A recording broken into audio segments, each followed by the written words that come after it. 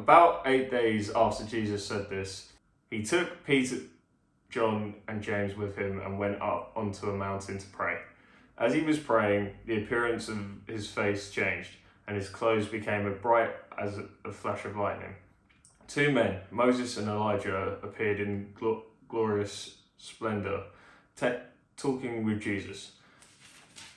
They spoke about his departure, which he was about to bring to fulfillment at Jerusalem.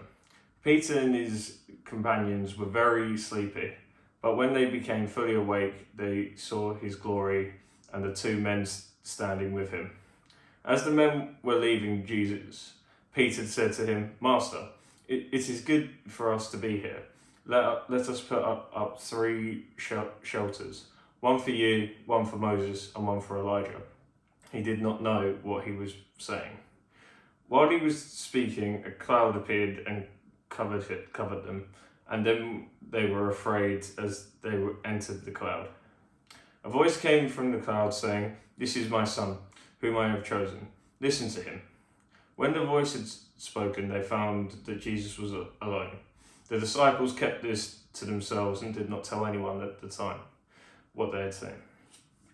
The next day, when they came down from the mountain, a large crowd met him.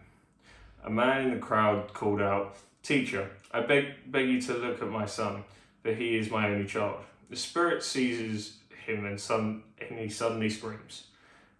It throws him into convulsions so that he foams at the mouth. It scarcely ever leaves him and is destroying him. I begged your disciples to drive it out, but they could not." "You unbelieving and perverse generation," Jesus replied, "how long shall I stay with you and put up with you? Bring your son here."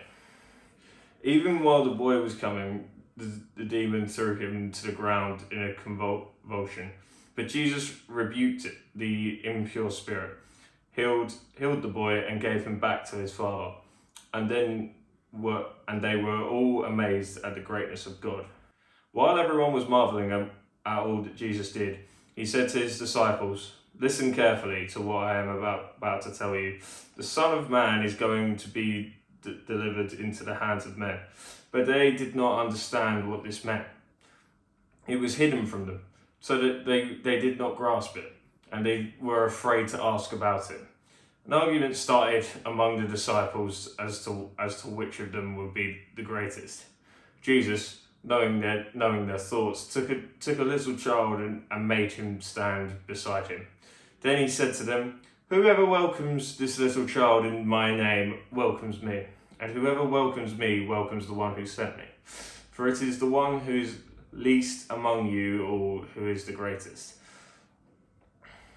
"Master," said John, we saw someone driving out demons in your name, and we tried to stop him, because he is not one of us." "Do not stop him," Jesus said, "for whoever is not against you is for you."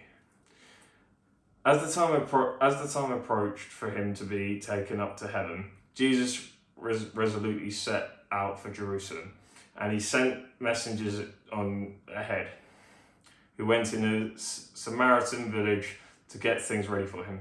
But the people there did not welcome him, because he was heading for Jerusalem. When the disciples, James and John, saw this, they asked, "Lord, do you want us to call fire down from heaven to destroy them?" But Jesus turned and rebuked them. Then he and his disciples went to another village. As they were walking along the road, a man said to him, "I will follow you wherever you go." Jesus replied, "Foxes have dens and birds have nests, but the Son of Man has nowhere to lay his head." He said to another man, "Follow me." But he replied, "Lord, first let me go and bury my father." Jesus said to him, "Let the dead bury their own dead, but you go and proclaim the kingdom of God." Still another said, "I will follow you, Lord, but first let me go back and say goodbye to my family." Jesus replied, No one who puts a hand to the plough and looks back is fit for service in the kingdom of God."